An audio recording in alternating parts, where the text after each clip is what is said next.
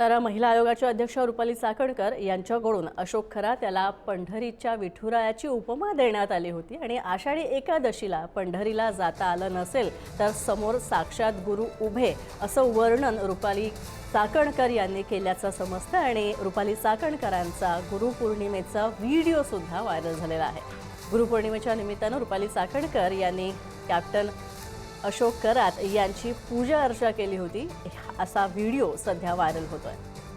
तर हा सदर व्हिडिओ हा गुरुपौर्णिमेचा आहे। एकादशी नुकतीच झाली तर तुम्हाला हे कल्पना ताईंना असं पाहून विठ्ठल रुक्मिणीची शंकर आठवण झाली। सगळ्यांना कदाचित पंढरीच्या विठुरायाच्या गाभाऱ्यात जाऊन दर्शन करता आलं नसेल, ते दर्शन आज आम्हाला या गुरुपौर्णिमेच्या निमित्ताने या ठिकाणी होत आहे।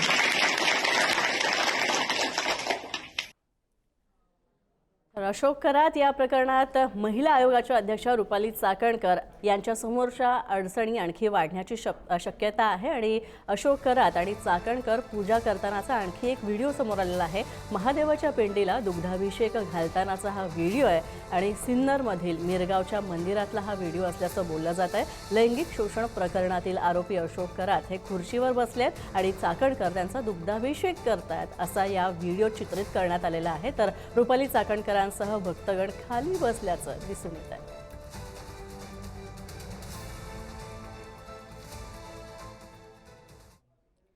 तर लैंगिक शोषण प्रकरणातील आरोपी अशोक खरातवरून ठाकरेंच्या शिवसेनेनं रुपाली चाकणकरांच्यावर धक्कादायक आरोप केलेले आहेत। रुपाली चाकणकर स्वतः तंत्रमंत्र विद्या करत होत्या असा दावा शिवसेनेनं केलेला आहे आणि त्यामुळे एकच खळबळ माजलेली आहे। तर 2 सप्टेंबर 2024 रोजी सोमवती अमावस्या होती आणि यावेळीच स्वतःचं बोट कापलं असा धक्कादायक आरोप सुषमा अंधारे यांनी केलेला आहे। रुपाली चाकणकरांनी अनामिका कापल्यानंतरचे फोटो अंधारेंनी पत्रकार परिषदेमध्ये दाखवले आणि हे फोटो रुपाली चाकणकरांच्या बोटाला बँडेज लावल्याचं या फोटोमध्ये दिसून येतं आणि दरम्यान चाकणकरांना अटक करून त्यांची नार्को टेस्ट करा अशी मागणी सुद्धा शिवसेना ठाकरे गटाच्या नेत्या सुषमा अंधारे यांनी केली आहे।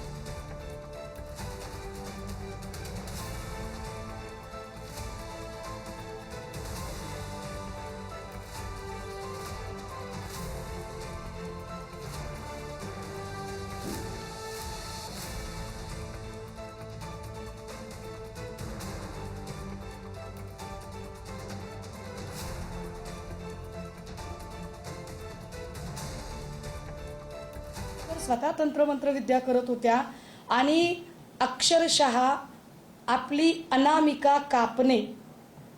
आता हे अनामिका कापणे हे काय प्रकरण आहे हे मला माहीत नव्हतं। मी त्याची जरा माहिती काढायचा प्रयत्न केला तेव्हा मला त्याची जी माहिती मिळाली ती फार धक्कादायक आहे। फोटो जर नीट मी आपल्या सगळ्यांना याची सॉफ्ट कॉपी देईल।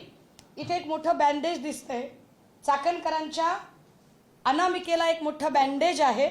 सप्टेंबर ते जानेवारी पर्यंत ही चाकणकरांच्या हाताला जखम होती। अशाच पद्धतीची जखम अजून एका व्यक्तीला होती पण त्याचे फोटो अजून आले नाहीत, तेही फोटो निघाले। चाकणकर यांना तातडीने अटक केली पाहिजे पहिली। दुसरी मागणी काय आमची, चाकणकरांची ज्याला आपण कन्फ्रंटल एन्क्वायरी म्हणतो, समोरासमोर बसून ती कन्फ्रंटल एन्क्वायरी ती झाली पाहिजे।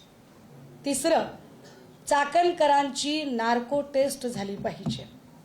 स्वतः चाकणकर गुंतलेले आहेत असं पीडित सांगत असतील आणि त्याचे असे धक्कादायक फोटो जर येत असतील तर चाकणकरांची नार्को टेस्ट होणं गरजेचं आहे। पण चाकणकरांना अटक करताना आणि नार्को टेस्ट होताना चाकणकर ज्या पदावर आहेत त्या पदाच्या गौरव गरिमेचा विचार करता त्या पदावरून त्यांना आधी बाजूला करावं लागेल।